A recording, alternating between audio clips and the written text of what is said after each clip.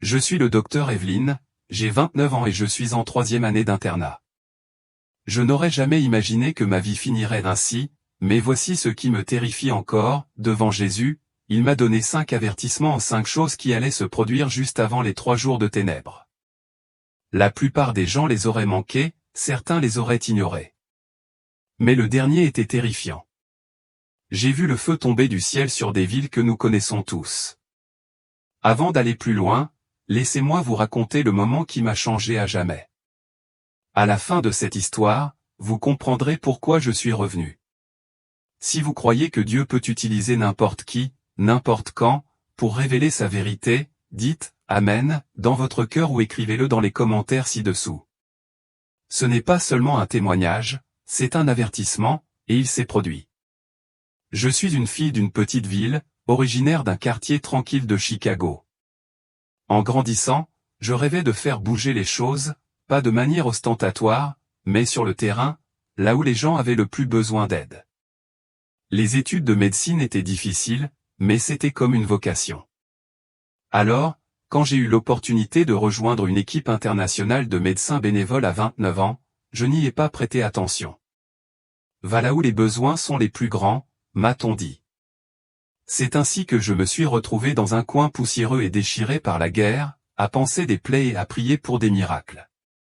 Les jours passaient, service après service. Je plaisantais souvent avec les gardes, des durs à cuire armés de fusils, Dieu a dû oublier cet endroit. Ils riaient, mais parfois je me demandais si j'avais raison.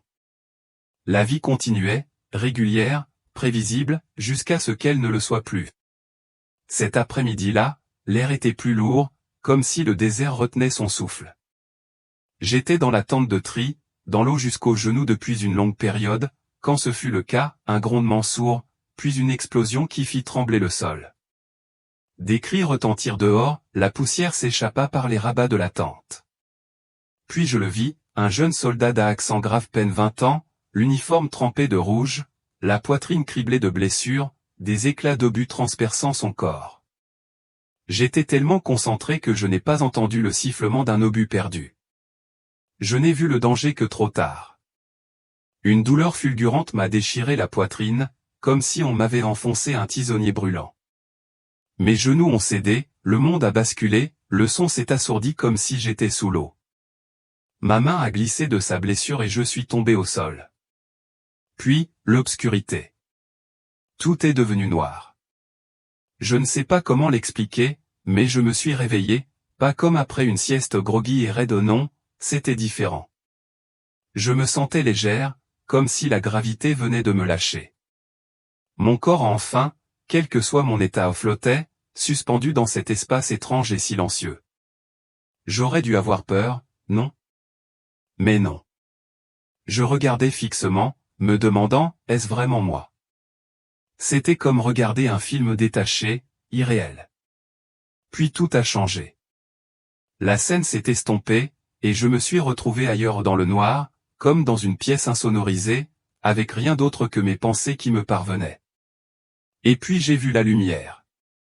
La lumière était différente de tout ce que j'avais jamais vu.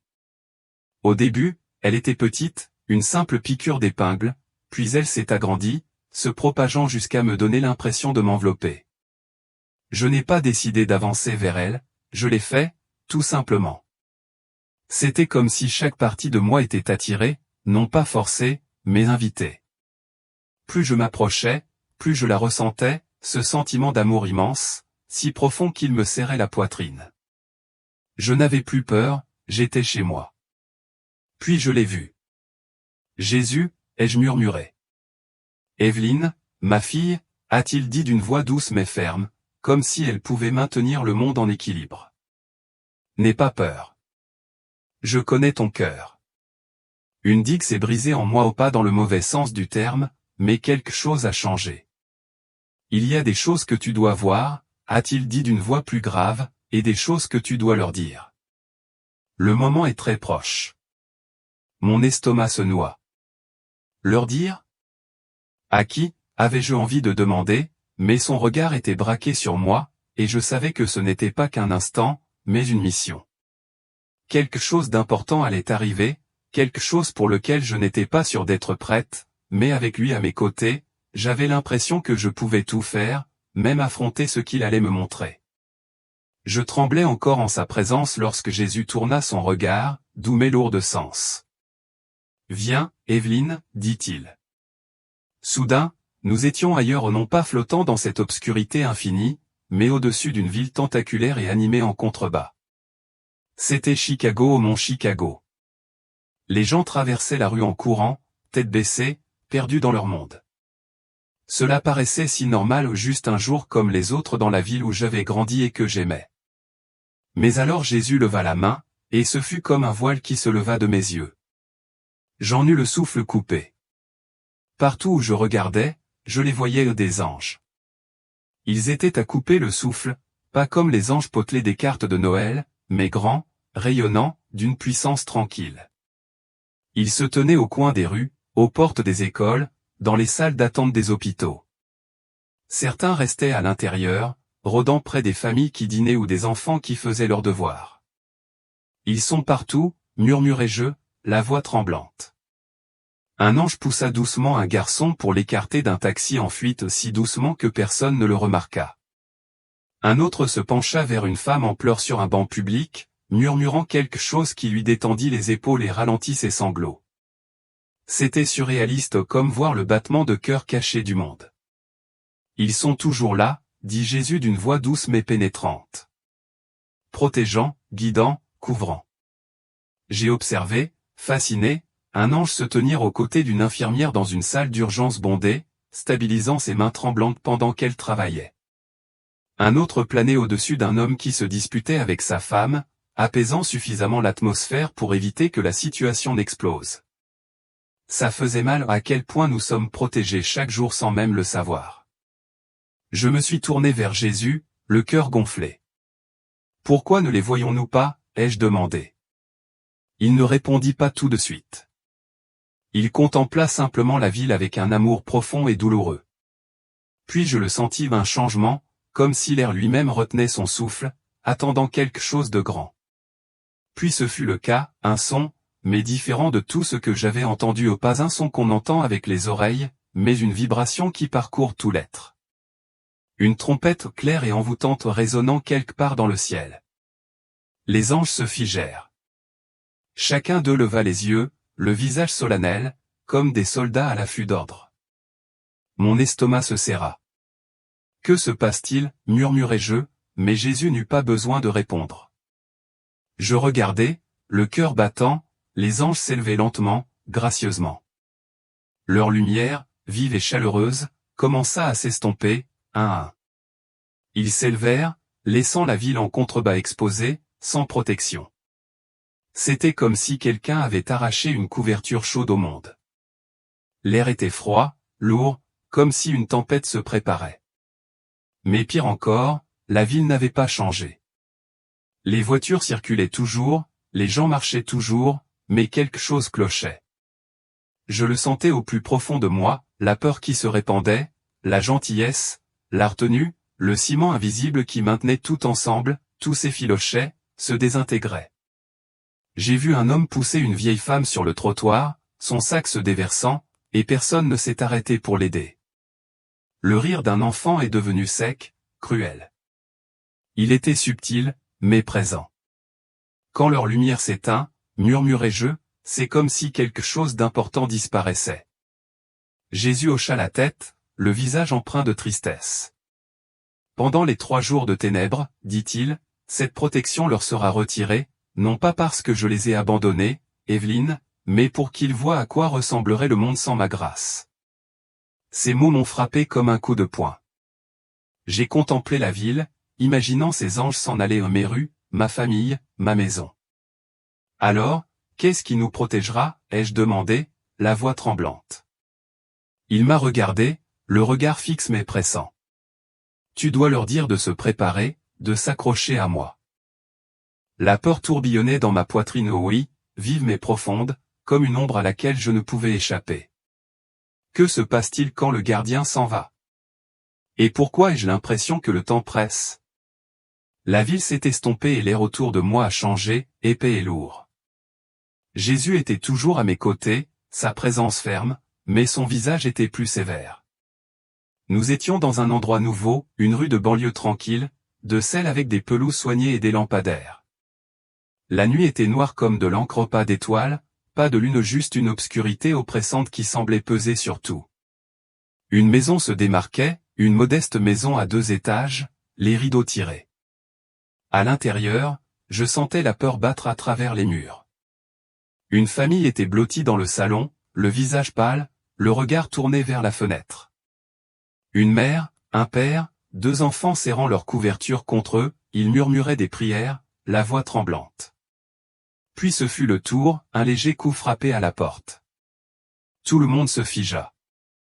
La mère releva la tête, les yeux écarquillés à un autre coup, puis une voix chaleureuse et familière brisa le silence, « Maman, c'est moi. » Sa douleur était comme la mienne. Michael était son fils, perdu 3 ans plus tôt dans un accident de voiture. Elle l'avait enterré, pleurait, mais cette voix, c'était la sienne. Cette même voix quand il l'appelait, « Maman », quand il avait besoin d'elle. Elle se releva en titubant, les larmes ruisselant sur ses joues, les mains tremblantes tandis qu'elle tendait la main vers la serrure. Michael s'étrangla-t-elle. « Chérie, c'est vraiment toi. » Son mari la saisit par le bras, à voix basse, « Arrête, Sarah, il y a quelque chose qui ne va pas », mais elle était à la porte, son cœur réclamant à nouveau son fils. J'avais envie de crier, de l'arrêter, mais je n'étais qu'un spectateur impuissant. Elle pleurait tant ses souvenirs si réels, si crus. J'ai senti la main de Jésus sur mon épaule, me soutenant. Puis il a parlé, d'une voix douce mais pressante, « Regarde, Evelyne. Regarde ce qui sort des ténèbres. » Mon estomac se noua. Je regardai la porte, puis ma famille, et je ne pus m'empêcher de me demander si c'était la voix de ma mère ou celle de mon frère qui m'appelait de l'autre côté. Aurais-je la force de fermer cette porte? Jésus leva la main, et la porte devint transparente comme du verre, me laissant entrevoir ce qui m'attendait dehors. Je retins mon souffle. Michael était là, ou du moins quelque chose qui lui ressemblait, les mêmes cheveux bruns en bataille, le même sourire en coin qu'il devait avoir à 17 ans. Mais ces yeux-là étaient faux, noirs, vides, comme 2 vides engloutissant la lumière. Ni chaleur, ni vie, juste un regard froid et féroce. Le visage de Michael était toujours là, la voix criait toujours, « Mère, s'il te plaît, laisse-moi entrer. » Mais ce regard, si cruel, si calculateur, comme un piège prêt à se déclencher. J'en avais la chair de poule. Il n'y avait pas d'amour, seulement de la tromperie, cruelle et cruelle. Je me suis tourné vers Jésus, d'une voix presque chuchotée, « Qu'est-ce que c'est ?» Il a regardé la créature, son visage mêlant tristesse et détermination. « L'ennemi connaît ta faiblesse, » a-t-il dit. « Pendant les 3 jours de ténèbres, il utilisera ton amour, ta douleur, pour te détruire. Ils prendront le visage de ceux que tu aimes. Mais tu ne dois pas croire ce que tu vois ou entends, seul le Saint-Esprit peut discerner la vérité. » Ces paroles m'ont profondément enraciné, lourdes et glaciales. J'ai pensé à ma grand-mère, décédée quand j'avais 15 ans, à ses câlins chaleureux, à son rire. L'idée que quelqu'un lui vole son visage, sa voix, pour me tromper, m'a retourné l'estomac. J'ai regardé ma famille. La mère était toujours debout dans l'embrasure de la porte, la main sur la poignée, le visage ruisselant de larmes. Son mari suppliait, la voix brisée, « Sarah, ne fais pas ça. » J'avais envie de crier, de lui dire que ce n'était pas Michael, mais je ne pouvais pas. Les yeux de Jésus étaient fixés sur elle, des yeux emplis de douleur, comme s'il portait sa douleur en lui. « Ils doivent choisir, » dit-il doucement.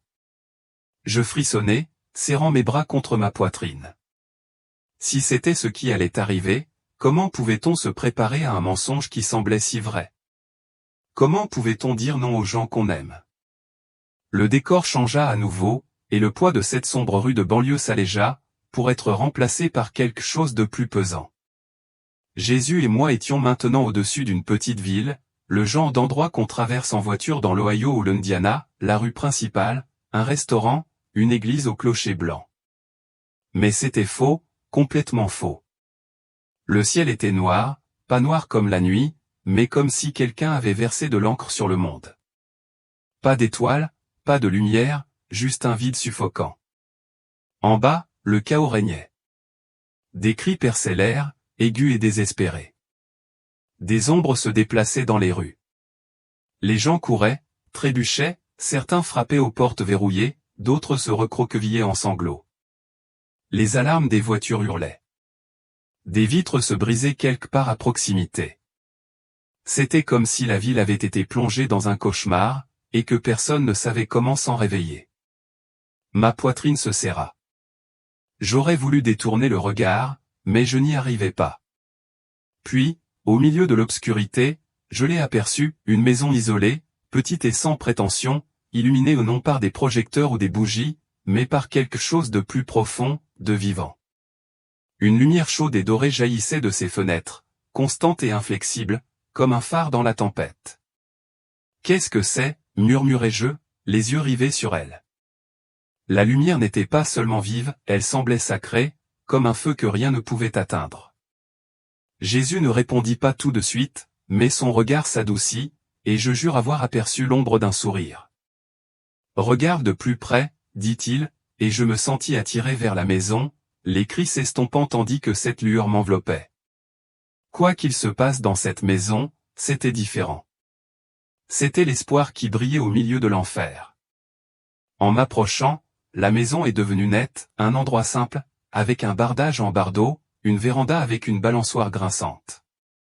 À l'intérieur, une famille était assise en cercle, la tête baissée, une mère, un père, une adolescente et un petit garçon, peut-être 7 ans. Ils ne paniquaient pas, ne barricadaient pas les fenêtres et ne faisaient pas de provisions. Ils priaient doucement, avec constance, chantant à l'unisson un vieux cantique, Amazing Grace. Leurs visages n'étaient ni tendus ni effrayés, ils étaient calmes, presque radieux. La lumière que j'avais vue ne provenait d'aucune lampe. Elle venait d'eux, de leur foi, palpitante comme un battement de cœur. Ils n'ont pas grand-chose, me dis-je, presque pour moi-même. La maison était modeste, pas de meubles de luxe, pas de garde-manger débordant, juste un canapé usé, une Bible ouverte sur la table basse, et ses voix fermes comme le roc. Mais ils m'ont, dit Jésus d'une voix pleine d'amour. Quand la vraie foi est présente, je suis là. Ces lumières, Evelyne, c'est là que je demeure. C'est cette préparation qui compte le plus. Ces paroles m'ont profondément touché, éveillant quelque chose en moi. J'ai repensé à toutes les fois où je m'étais appuyé sur mes propres forces, ma formation médicale, mon courage et à quel point elle me semblait faible maintenant. Cette famille ne dépendait ni de provisions ni de plans. Ils avaient Dieu, et cela leur suffisait. J'ai vu le petit garçon lever la tête, les yeux brillants et sereins. Il a pris la main de sa mère, qui l'a serrée en souriant pendant le chant. Dehors, le chaos grondait, cris, fracas, un monde qui s'écroulait, mais ici, c'était différent. En sécurité ou non pas grâce à des serrures ou des murs, mais grâce à quelque chose de plus fort. Pourrais-je faire ça? Me suis-je demandé à voix haute, la voix tremblante. Ma foi pouvait-elle briller aussi fort? Je repensais à mes propres doutes, les nuits où je m'étais demandé si Dieu m'écoutait, si j'étais dans cette maison, ma lumière vacillerait-elle ou resterait-elle allumée? Jésus me regarda, son regard bienveillant mais perçant. Dis-leur, Evelyne, dit-il, dis-leur d'éveiller leur foi maintenant, avant que les ténèbres ne viennent. J'ai hoché la tête, une lueur d'espoir s'est allumée dans ma poitrine. Je n'en étais peut-être pas encore là, mais je voulais y arriver. Je voulais que ma foi soit une lumière comme celle-là, inébranlable. Et vous, qu'en pensez-vous? Que préparez-vous pour les jours à venir? Si vous étiez dans cette ville, pris dans l'obscurité, votre foi brillerait-elle suffisamment pour tenir les ténèbres à distance? Je suis moi aussi sur ce chemin, en train de le découvrir. Laissez un commentaire, dites-moi où vous en êtes dans votre cheminement de foi et quelle heure il est chez vous. Je veux prier pour vous, chacun d'entre vous. La petite maison rayonnante se dissout dans la brume comme un souvenir qui s'évanouit, et à sa place, une nouvelle scène surgit, si bouleversante que mon cœur se serra. Je me retrouvai devant une porte immense, dominant ma tête, faite non de métal ou de pierre, mais d'une sorte d'or vivant, luisant et vibrant d'une lumière qui semblait vivante. C'était comme si la porte avait été forgée dans l'essence même de la sainteté majestueuse, aveuglante de beauté.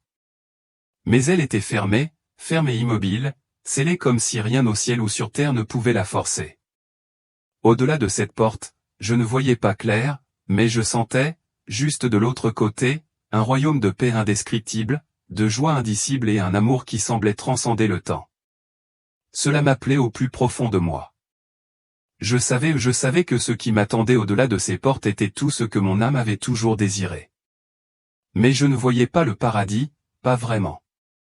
Je voyais ce qui se dressait devant lui, un flot d'âmes des millions serrées les unes contre les autres, un océan d'êtres humains se pressant désespérément contre cette porte close. Leur vue m'a stupéfié, mais leurs cris ont brisé quelque chose en moi. Ce n'étaient pas des murmures, mais des gémissements d'agonie, des vagues de désespoir brut et sans filtre qui se sont abattues sur moi comme une tempête. « Seigneur, s'il te plaît, ouvre la porte », criait-il sans cesse. Nous croyons en toi. Nous te connaissons. Leur voix était brisée par la panique et les supplications. Certains frappaient le portail de leurs mains ensanglantées, d'autres le griffaient, le visage tordu de terreur. Beaucoup s'étaient effondrés à genoux, sanglotant violemment, tout leur être consumé par le regret. Et puis le pire, j'ai reconnu des visages dans cette foule ou des gens que j'avais connus. Des visages familiers des dimanches matins, des repas partagés à l'église, des études bibliques, des hommes et des femmes qui m'avaient souri de l'autre côté des bancs, qui avaient chanté des chants de louange les mains levées, qui avaient murmuré « Amen » pendant les sermons. Des gens que j'aurais juré marcher avec Dieu. Je n'avais jamais douté de leur salut, pas une seconde. Mais maintenant, leurs yeux étaient hagards de peur, leur voix brisée par la supplication. J'allais à l'église tous les dimanches, a crié un homme, ses mots se transformant en sanglots. J'ai donné aux pauvres, s'écria une femme, les mains tremblantes. Dieu nous aide, criait-il. Mais la porte ne bougea pas. Même pas un tout petit peu. J'ai senti la force me quitter les jambes, mon estomac se nouer. Ce n'étaient pas des inconnus, c'étaient des gens que je croyais avoir trouvés justes. Mais maintenant, je le voyais, quelle que soit leur foi, elle n'était pas assez profonde pour les porter. Leurs mains s'étaient levées, mais leur cœur ne s'était pas rendu. Leur prière était routinière, pas une relation. Et debout à côté de moi, Jésus parla d'une voix basse et douloureuse, lourde de chagrin, ils connaissaient mon nom, mais ils ne m'ont jamais connu. J'en ai eu le souffle coupé. J'aurais voulu détourner le regard, tout ignorer, mais je n'y arrivais pas. La douleur, le chagrin, l'impuissance qui planait dans l'air me pesaient comme 1000 pierres sur ma poitrine. Je pensais à ma propre vie, mes journées chargées, remplies de courses, de distractions, de prières sans conviction, plus par devoir que par désir. Étais-je vraiment différent d'eux? Ma voix sortait à peine, un murmure empreint de la peur qui montait en moi, pourquoi n'ont-ils pas réussi? Jésus resta silencieux un instant, non pas parce qu'il n'avait pas de réponse, mais parce que la réponse elle-même était trop lourde pour être prononcée à la légère. Ce silence n'était pas une absence, c'était un jugement, et il résonna comme un coup de tonnerre dans mes os. Quelque chose d'ultime s'était produit, et ces âmes l'avaient manqué. Leur moment était venu et passé, la porte était close, et leurs cris, autrefois forts et angoissés, commençaient à s'estomper, engloutis par l'insupportable vérité de leur destin. Puis il s'est tourné vers moi, ses yeux hauts, ses yeux n'étaient pas remplis de colère, mais d'une tristesse si profonde qu'elle m'a brisé le cœur. Je n'avais jamais vu une telle douleur ou une douleur sacrée, celle d'un sauveur pleurant des enfants qui ont fui trop loin. Je les ai appelés alors qu'il faisait encore jour, dit doucement Jésus, d'une voix paternelle qui suppliait, attendait et pleurait. Mais ils ont attendu la nuit. Leur cœur était sans huile, sans véritable repentir, sans véritable intimité avec moi. Tandis qu'ils parlaient, je me suis souvenu d'une parabole que j'avais entendue d'innombrables fois à l'école du dimanche, les 10 vierges attendant l'époux. 5 étaient prêtes, leurs lampes allumées, 5 ne l'étaient pas. Et quand le moment fut venu, elles restèrent dehors. La porte était fermée et ne s'ouvrirait plus. Jésus a dû lire ce souvenir sur mon visage, car il m'a regardé et m'a dit, ce n'est pas juste une histoire, Evelyne. C'est un avertissement, un vrai. À cet instant, tout a cliqué, lui ne se résumait pas au nombre de sermons entendus, à la fréquence de leur visite à l'église ou aux bonnes actions accomplies. L'huile, c'était une vie d'abandon à un cœur qui ne se contentait pas de me connaître, mais qui marchait avec moi, me cherchait, m'aimait chaque jour. Ceux qui étaient devant la porte ont entendu ma voix, mais ils ne m'ont pas suivi. Ils ont tardé, se sont excusés, ont cru avoir le temps. Je repensais à toutes les fois où j'avais précipité mes prières, à toutes les nuits où j'avais ignoré l'invitation à ouvrir ma Bible, à tous les matins où j'avais fait taire la voix qui m'appelait à m'approcher. Étais-je prêt? Serais-je parmi les 5 qui s'étaient préparés? La voix de Jésus s'est fracassée dans mes pensées, pressante, presque suppliante, ne les laissez pas attendre trop longtemps. Dites-leur de répondre pendant que je frappe encore. J'ai hoché la tête, les larmes brouillant ma vue, le poids de ce que j'avais vu et entendu pesait sur ma poitrine comme un fardeau écrasant, la porte, les cris, sa douleur. Cette séparation, a-t-il poursuivi, marque le début de la purification finale. Mon royaume est saint, et seuls ceux qui choisissent ma lumière la choisissent véritablement peuvent y demeurer. Et je l'ai vu alors avec une clarté que je n'avais jamais connue. Ces maisons rayonnantes, ces âmes en prière où elles n'étaient pas parfaites. Elles avaient lutté, chuté, échoué, mais elles étaient revenues jour après jour. Elles l'avaient choisi encore et encore. Elles avaient choisi l'abandon. Elles avaient choisi la lumière. Les autres avaient tourné le dos. Ils suivaient leur propre chemin et fermaient leurs oreilles quand ils frappaient. Maintenant, dans cette obscurité, leur choix était exposé. J'ai pensé à ma propre vie, les moments où je m'appuyais sur lui et les moments où j'errais. Debout dans cette sainte obscurité, je sentais l'urgence me brûler la poitrine. Ce n'était pas le moment de tergiverser. Ce n'était pas le moment d'être insouciant. C'était le moment de m'accrocher désespérément et fidèlement à sa lumière de toutes mes forces. Si quelque chose en vous s'agite en ce moment, si votre cœur bat la chamade, votre esprit tremble, ce n'est pas un hasard. C'est votre appel à choisir, à vous tenir aux côtés de la lumière. Si vous le ressentez, proclamez-le. Dites « Amen » dans les commentaires en vous levant votre choix, votre abandon car la ligne est tracée et le temps ne joue plus en notre faveur. La vision changea une fois de plus, et soudain je me retrouvai devant quelque chose d'aussi vaste, de si majestueux, d'incompréhensible pour l'homme, que j'en eus le souffle coupé. Suspendu dans les cieux, là où la lumière avait une texture et où le temps semblait s'incliner avec révérence, planait une échelle gigantesque. Il n'était ni fait de métal ni forgé de main d'homme, mais façonné à partir de quelque chose d'éternel, de vivant.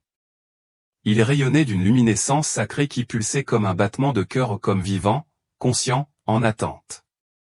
À gauche, le plat de miséricorde était suspendu si bas qu'il touchait presque le sol divin. Il était lourd au lourd du sang sacré de Jésus-Christ.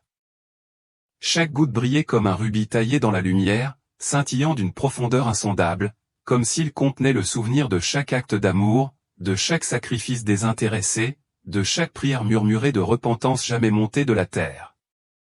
Ce n'était pas seulement plus lourd, c'était rayonnant de beauté et de douleur, de pardon et de grâce.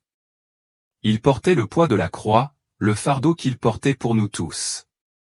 Debout là, je l'ai ressenti, l'amour, le prix, la miséricorde qui retenait la colère comme un barrage retient la tempête. Puis mon regard fut attiré vers l'autre côté. Le plat de justice montait lentement, menaçant, et se remplissait. Des formes sombres et ténébreuses s'y déversaient comme une fumée qui se solidifiait. Chacune incarnait le péché, la cupidité, l'orgueil, la cruauté, l'abus, le mensonge, la corruption, la haine, la trahison, le carnage. L'une après l'autre, elles s'empilaient comme des pierres déchiquetées, faisant trembler la balance sous leur poids. L'équilibre n'était plus assuré, il vacillait. J'observais, le cœur battant, comme si quelque chose au plus profond de moi savait que c'était réel ou une mesure divine, un audit cosmique de tout ce que l'humanité avait fait et laissé de côté. À côté de moi se tenait Jésus, silencieux, observant. Sa présence n'était pas terrifiante, elle était solennelle, puissante, réconfortante, mais pesante. Il n'était pas détaché. Je sentais son cœur se briser, même lorsqu'il se tenait là, avec une sainte autorité. Puis je les ai entendus. D'abord des murmures à peine audibles, comme le vent bruissant dans un cimetière de rêves oubliés. Mais ils sont devenus plus forts, plus aigus, jusqu'à s'élever dans les airs comme une tempête de chagrin, un cœur d'angoisse qui a déchiré les cieux. J'ai entendu les cris des enfants à naître de petites voix qui n'ont jamais eu l'occasion de s'exprimer. Les pleurs des opprimés, écrasés par des systèmes bâtis pour le pouvoir, et non pour les gens. Les cris de ceux qui ont été injustement tués, leur sang jaillissant du sol comme celui d'Abel. Et les prières des martyrs à travers les âges, des voix résonnant comme le tonnerre, implorant, « Jusqu'à quand, Seigneur ? Jusqu'à quand la justice sera-t-elle rendue ?» Chaque voix, chaque cri, chaque supplication atterrissait sur le plateau de la justice, le faisant trembler, s'incliner. Leurs visages apparaissaient par éclairs, des enfants affamés tandis que d'autres vivaient dans l'excès, des mères serrant des corps sans vie, des innocents derrière les barreaux, victimes de la guerre, du silence, de la cupidité. Leur souffrance n'était plus invisible, elle avait été recueillie, mesurée, emmagasinée, et maintenant elle était pesée. Je sentis ma poitrine se serrer non pas de peur, mais sous le poids inéluctable de la vérité. La balance grinça, la tension dans l'air était suffocante. J'aurais voulu détourner le regard, ne plus voir ce dont j'étais témoin, mais je ne pouvais pas. Ces voix devaient être entendues. Elles avaient été réduites au silence assez longtemps, et maintenant elles s'élevaient avec fracas dans les cours célestes, réclamant justice devant le trône de Dieu lui-même. Puis il parla. Jésus, ô mon Sauveur, mon Seigneur, éleva la voix, et ce fut comme un orage déchirant le ciel. Ces paroles parcoururent l'univers comme des vagues de puissance sacrée. Mes genoux fléchirent sous moi. Je suis le Dieu lent à la colère et riche en miséricorde, déclara-t-il, calme mais féroce. Mais je suis aussi le Dieu de justice. Ma patience n'est pas infinie. Les cris des innocents parviennent à mes oreilles. Chaque syllabe portait l'éternité, miséricorde et feu, tendresse et autorité. Son regard croisa le mien, non pas avec rage, mais avec une sainte résolution qui me bouleversa profondément. Puis il dit, les 3 jours de ténèbres sont la première trompette. C'est le messager de la justice céleste. Je ne me tairai plus. Ces mots ont brisé le voile de complaisance qui recouvrait le monde. À chaque déclaration, la balance penchait davantage, le camp de la justice grelottant sous le poids croissant des péchés du monde. J'ai senti son cœur déchiré entre sa miséricorde infinie et le devoir sacré de répondre aux cris des innocents et des opprimés, ils exigent une réponse. Les ténèbres seront ma voix. Elles diront ce que ce monde a refusé d'entendre. À cet instant, j'ai compris, l'obscurité n'était pas seulement colère. C'était la vérité, un dévoilement sacré, un moment où tout ce qui avait été caché serait mis en lumière, non par la lumière du soleil, mais par la voix de Dieu enveloppée d'ombre. Chaque tort impénitent, chaque appel ignoré, chaque abus de pouvoir serait corrigé. Mon cœur s'emballait d'émerveillement et de terreur devant la beauté d'une justice sans entrave. Il ne s'agissait pas d'une nation ou d'une génération. Il s'agissait de la création tremblante au bord du jugement. Ce fut le tournant, la miséricorde et la justice ne pouvaient plus s'équilibrer, l'une céderait, et tout le ciel et toute la terre en ressentiraient le changement. La lumière qui m'entourait radieuse, chaleureuse, plus vivante que tout ce que j'avais connu commença à faiblir. Pas brutalement, mais comme un soleil plongeant à l'horizon, quand le monde se tait et retient son souffle. Belle, mais douce amère. Cet éclat s'est adouci pour laisser place à quelque chose de plus calme, de plus intime. Jésus se tenait toujours devant moi. Sa gloire n'avait pas disparu, elle s'est adoucie comme un père agenouillé devant son enfant, le préparant à un voyage qu'il ne comprenait pas encore. Il m'a vraiment vu. Son regard, plus profond que l'océan, empli de tristesse, de force et de joie, a rencontré le mien avec une telle tendresse que j'en ai été physiquement blessé. Mon cœur s'est gonflé et brisé d'un seul coup. Son regard exprimait un amour incommensurable et inconditionnel, mais aussi l'urgence, la mission et le poids du temps qui s'épuisait. Il prononça mon nom, Bévelin. Le son était comme une note pure, manquant. Tu dois parler, dit-il. C'est leur choix, mais tu dois parler. Aussitôt, la porte dorée devant nous scintilla une dernière fois, puis se dissout dans la lumière, engloutie par l'éternité elle-même. Une vague de chaleur me submergea non pas réconfortante, mais lourde, épaisse, suffocante comme si je me tenais trop près d'une fournaise de puissance invisible. L'air vibrait d'une énergie sacrée et intense. Jésus se tenait près de moi, plus près que mon souffle. Sa présence était inébranlable, mais il exerçait une pesanteur qui pesait sur mon esprit pesante, sainte et douloureuse à la fois. Nous n'étions plus sur terre. Je m'en suis rendu compte dès que j'ai baissé les yeux et que j'ai vu la terre tourner lentement sous nos pieds, suspendue dans un espace ni jour ni nuit. Les continents brillaient faiblement, l'océan scintillait sous une lumière étrange et surnaturelle comme si la terre retenait son souffle. Puis je l'ai vu, des étincelles, non pas de bombes ou d'incendies de forêt, mais d'un phénomène au-delà du monde naturel.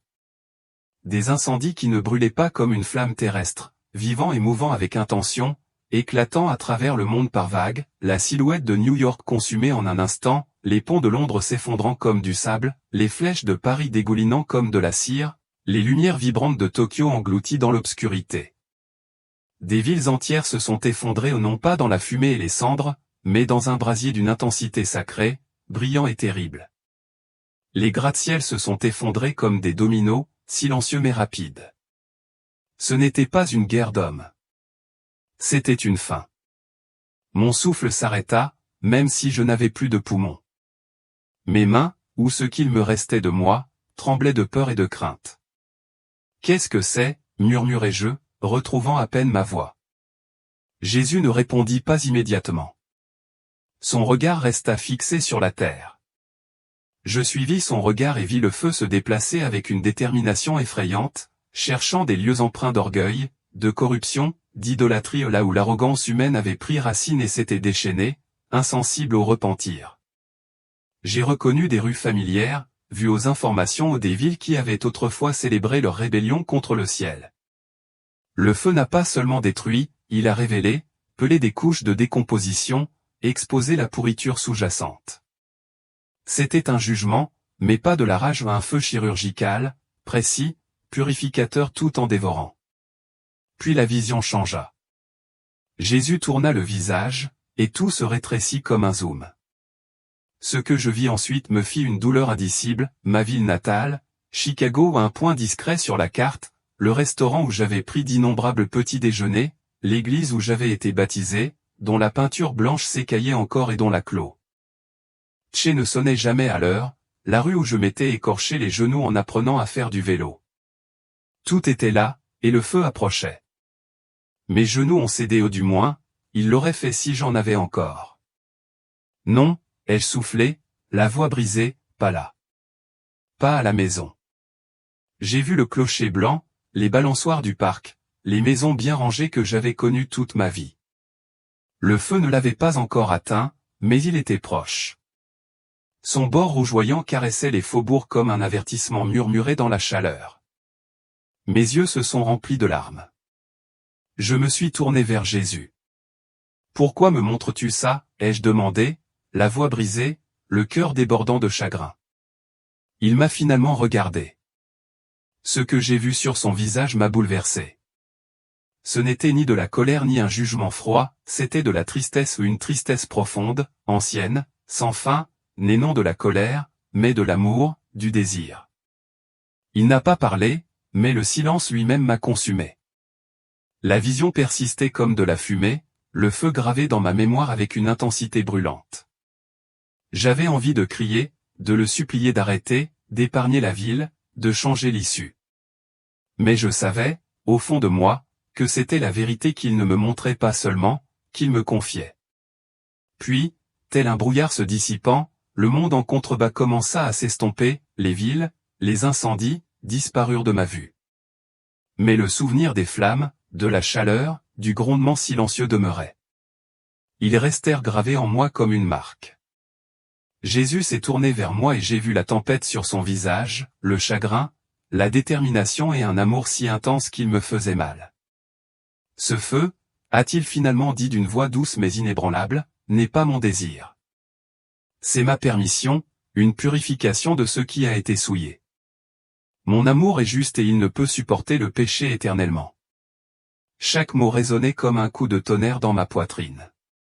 Sa voix exprimait un chagrin profond, non pas une vengeance, mais une tristesse profonde et insupportable. Je ne veux pas de ça, disait-il, et je le croyais. S'il pouvait mourir à nouveau pour nous épargner cela, il le ferait. Mais même la miséricorde a des limites. Il y avait une limite, et l'humanité l'avait franchie. J'ai pensé aux villes et à ma petite ville. Ça ne peut pas s'arrêter, ai-je demandé, à peine plus fort qu'un murmure. Tu ne peux pas arranger ça? Il me regarda, l'éternité dans son regard. J'ai appelé et appelé encore, dit-il, chaque mot résonnant de désir. J'ai averti par des prophètes, par des rêves, par des signes. Mais beaucoup ont endurci leur cœur. Ce feu n'est pas ma volonté, mais ma permission, afin que ce qui peut encore s'éveiller puisse s'éveiller. Il est encore temps, Bévelin, mais pas beaucoup. L'urgence de sa voix m'a frappé comme un coup de marteau. Le temps n'était pas seulement compté pour le monde. Il était compté pour les âmes individuelles ou pour les voisins, pour la famille, pour les gens que j'avais croisés dans la rue sans jamais y prêter attention. Puis il m'a regardé. Je savais ce qu'il allait me demander. Avertis-les, a dit Jésus. Bien que sa voix fût douce, elle portait l'autorité du ciel. Dis-leur pendant que la porte est encore ouverte. Dis-leur de revenir. Mon cœur battait fort. Je n'étais qu'un simple médecin de village, quelqu'un qui soignait les plaies et prescrivait des antibiotiques. Qui étais-je pour parler de feu et de jugement à un monde qui se moquerait de moi? J'ouvris la bouche pour protester, mais je revis Chicago, vacillant derrière mes paupières, le restaurant, le clocher, le feu. Pouvais-je me taire sachant ce que je savais maintenant? Impossible. Je leur dirai, murmurai-je, la voix tremblante. Même s'ils ne me croient pas, je leur dirai. Jésus hocha la tête et posa doucement sa main sur mon épaule. Elle irradiait de chaleur, de stabilité et de paix. Tu ne porteras pas cette vérité seul, dit-il. Je suis avec toi. Ces mots n'ont pas effacé la peur, mais ils m'ont donné quelque chose de plus grand, du courage. J'ai pensé à tout ce que j'aimais, à tout ce que j'avais connu. Et s'ils se détournaient? Et s'ils n'écoutaient pas?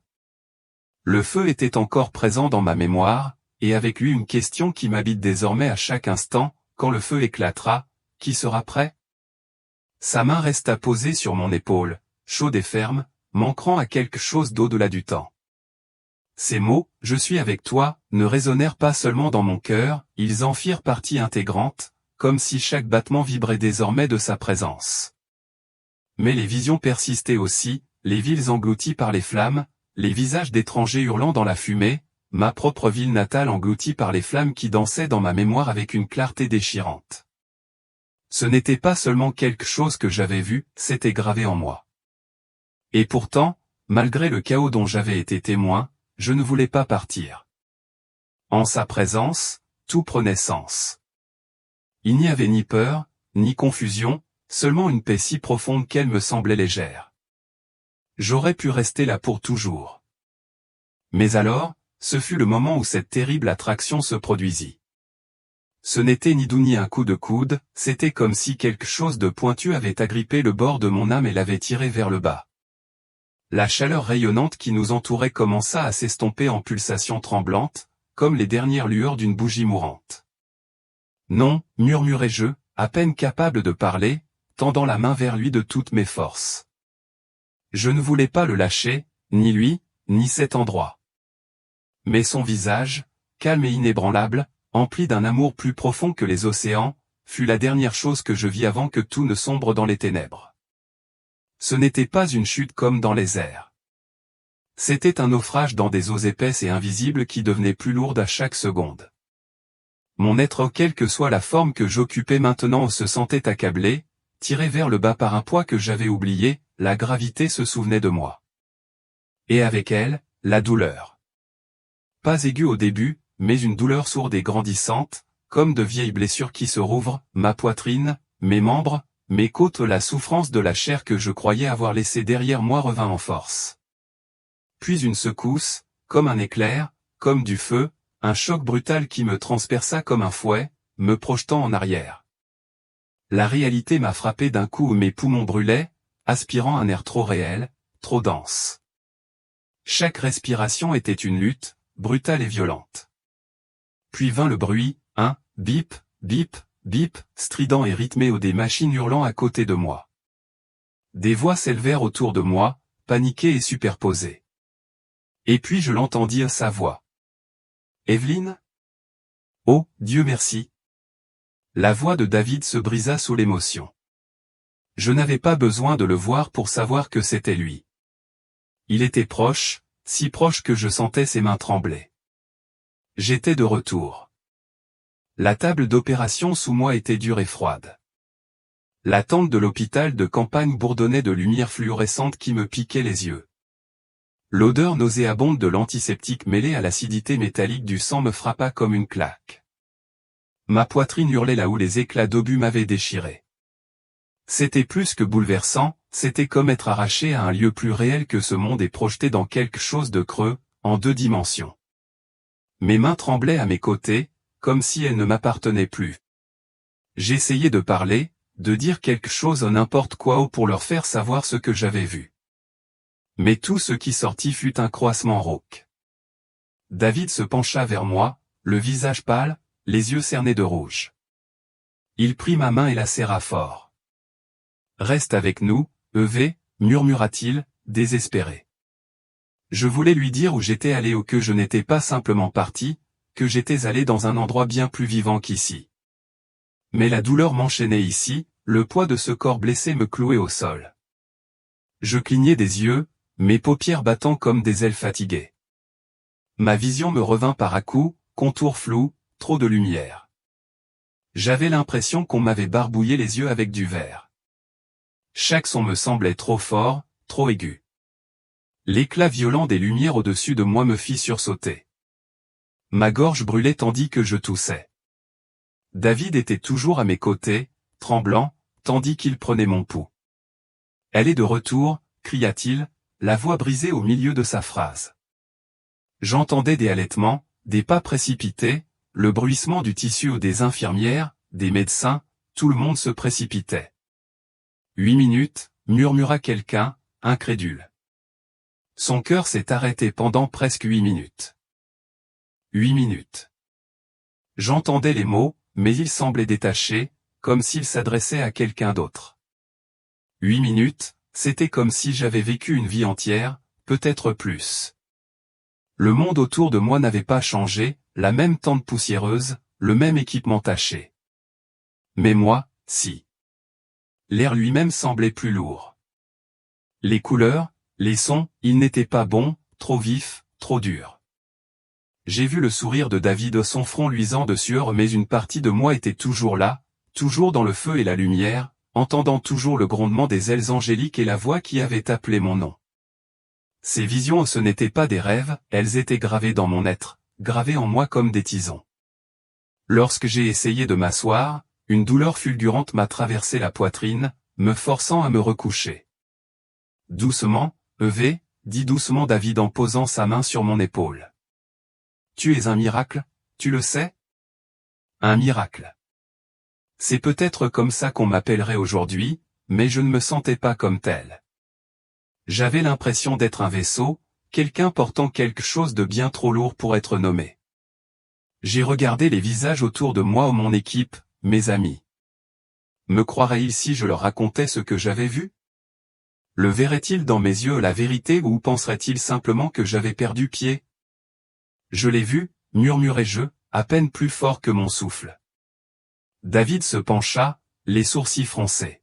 « Que as-tu dit » Je secouai la tête, incapable de répondre. Je n'étais pas prête, pas encore. Le feu, les anges, la porte, sa voix, tout cela était encore en moi, bouillonnant comme une tempête prête à éclater. Chaque partie de moi brûlait du besoin urgent de parler, d'avertir, mais comment décrire un monde en feu à des gens sous la pluie ? Comment leur faire voir ce qu'ils refusent de croire? Comment leur dire que, alors qu'ils me croyaient parti 8 minutes, j'ai marché dans l'éternité? La guérison ne s'est pas faite comme un lever de soleil soudain. Elle a été lente, silencieuse et difficile comme essayer de se réveiller d'un rêve encore ancré dans l'âme. Mon corps a suivi son cours, des points de suture ont recouvert ma peau, des bandages ont serré mes côtes, du sérum physiologique a coulé dans mes veines. Mais quelque chose en moi avait changé. J'étais toujours Evelyne, mais pas la même femme qu'on avait retirée de ce champ de bataille. Loin de là. La tente d'hôpital où l'on m'avait déposée me semblait trop petite, comme si les murs de toile ne pouvaient pas supporter le poids de ce que j'avais vu. L'air du désert, dehors, était plus vif qu'avant. Chaque visage que je regardais semblait plus fragile, plus éphémère. C'était comme si le monde n'avait pas changé, mais moi, si, jusqu'à la moelle. En moi, il régnait un calme étrange, ni engourdissement, ni déni, mais plutôt comme si une encre avait été jetée au cœur de mon âme, stable, lourde, sainte. Et pourtant, en même temps, je portais un fardeau qui me semblait trop lourd pour une seule personne. J'avais vu Jésus, non pas comme un personnage de livre ou une histoire entendue au catéchisme. Je l'avais regardé dans les yeux, entendu sa voix me parler, senti sa main sur mon épaule comme un père réconfortant son enfant. Ce genre de rencontre ne s'efface pas. Elle ne s'efface pas comme un rêve. Non, quand on a été si près de l'éternité, elle vous marque. Elle vous réécrit dans un langage que le monde ne comprend pas. J'ai essayé d'en parler à quelqu'un. David semblait être le point de départ le plus sûr, il était passé par là après tout. Il avait vu mon cœur s'arrêter, c'est lui qui avait décrété le temps, puis m'avait vu revenir. 8 minutes, pas de battement de cœur. Il savait. Alors, un jour, alors que le rythme ralentissait un instant, nous nous sommes assis sur 2 tabourets de camping rouillés, sirotant du café brûlé dans des tasses en fer blanc cabossé, juste tous les deux. Je l'ai regardé et j'ai dit, calmement et avec assurance.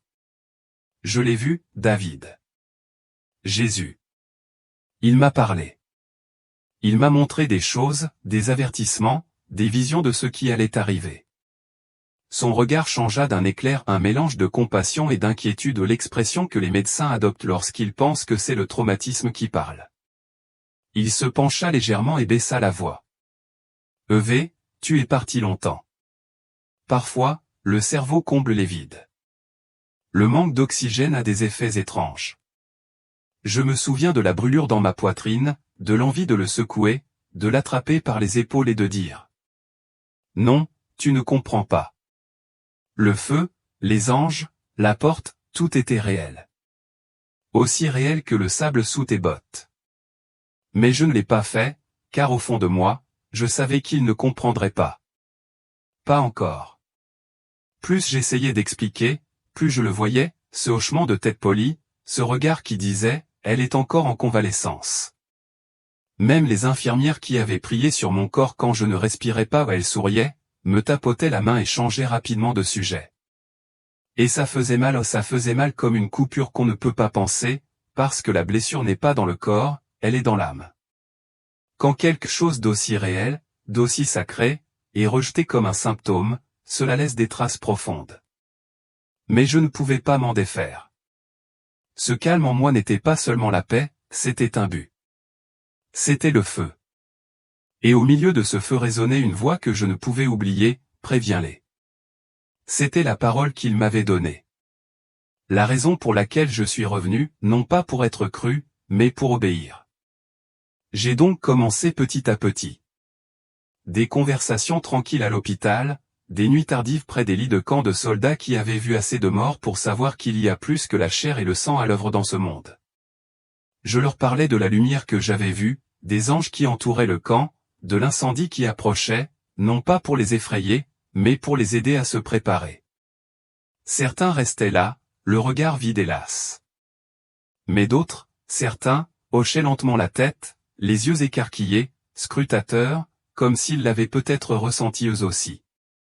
Les infirmières étaient plus dures. Elles croyaient au miracle, certes, mais pas au message. Vous êtes un témoignage vivant, disait-elle. Reposez-vous. Rétablissez-vous. Mais je n'y arrivais pas. Chaque fois que je fermais les yeux, je voyais son visage. Chaque fois que j'étais seul, j'entendais sa voix. Et plus j'attendais, plus elle devenait forte. De retour aux États-Unis, j'ai continué à aller dans les sous-sols des églises, dans les cafés, auprès des groupes de femmes, auprès d'inconnus sur les bancs des parcs, auprès de quiconque était assez calme pour m'entendre. Je ne cherchais pas à ressembler à un prophète. Je ne cherchais pas à terrifier les gens ni à peindre le ciel comme une catastrophe. Mais ce qu'il m'a montré ce n'était pas symbolique, c'était réel. Les 5 révélations n'étaient pas des métaphores, c'étaient des ordres de marche. Et je leur ai parlé des anges quittant la terre un par un, des démons se déguisant en personnes que nous aimons, de la famille dans la petite maison lumineuse dont les prières repoussaient les ténèbres, du feu qui purifie et consume, et de la porte haut, cette porte terrible où les gens criaient miséricorde trop tard. Il ne s'agit pas d'être parfait, répétais-je sans cesse. Il s'agit d'être connu de lui, vraiment connu avant qu'il ne soit trop tard. Tout le monde ne me croyait pas. J'avais des regards, des sourires qui n'atteignaient pas leurs yeux. Certains murmuraient même que le traumatisme m'avait peut-être brisé. Et vous savez quoi? Ce n'est pas grave. Je savais que ce ne serait pas facile. Je savais que l'ennemi essaierait de me faire douter de tout. Mais je me suis accroché à cet instant, sa voix, ses yeux, cette mission sacrée gravée dans mon esprit.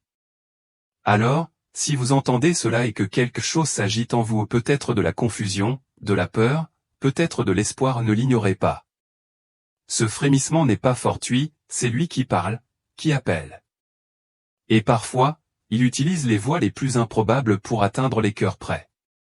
Si vous ressentez cette émotion en ce moment, même une petite lueur, ne vous éloignez pas. Ne la négligez pas, dites « Amen » dans votre cœur, ou, si vous êtes audacieux, dites-le à voix haute. Partagez-le dans les commentaires ci-dessous. Dites aux autres qu'ils ne sont pas seuls. Soyons la lumière ensemble. Soyons prêts à affronter toutes les éventualités. Mon parcours depuis cette table d'opération dans un désert lointain jusqu'à ce que je sois assis ici à partager ceci avec vous n'a été rien d'autre que la grâce de Dieu. Il m'a montré des choses terrifiantes, sans aucun doute, les ténèbres, le feu, des avertissements qui font encore battre mon cœur. Mais plus encore, il m'a montré son amour infini, sa patience, son espoir inébranlable. Toutes ces difficultés, ces peurs que je portais autrefois, elles ont disparu, remplacées par une paix que lui seul peut m'offrir. C'est comme une force tranquille qui me soutient, quoi qu'il arrive. Et vous savez quoi? Il désire cette même paix pour vous, là où vous êtes. Peut-être traversez-vous aujourd'hui vos 3 jours d'obscurité, des moments difficiles, du désespoir, une perte profonde. Je veux que vous entendiez ceci, vous n'êtes pas seul. Jésus vous voit. Il vous aime d'un amour plus fort que n'importe quelle tempête. Ses bras sont grands ouverts, prêts à vous soutenir. N'ayez pas peur d'entreprendre votre propre cheminement de foi, aussi semé d'embûches soit-il. Apportez tout ce que vous avez, vos doutes, vos blessures et laissez-le vous y rejoindre. Imaginez-moi maintenant, souriant doucement, peut-être en train de prier ou de contempler le paysage avec espoir, l'image s'estompant peu à peu. Écoutez son murmure dans votre cœur. Il vous appelle en ce moment même. Ouvrez votre cœur et trouvez le véritable repos auquel votre âme aspire. Merci d'avoir écouté mon histoire. Si elle vous a touché, si vous avez ressenti la présence de Dieu à travers ces paroles, je vous invite à vous abonner.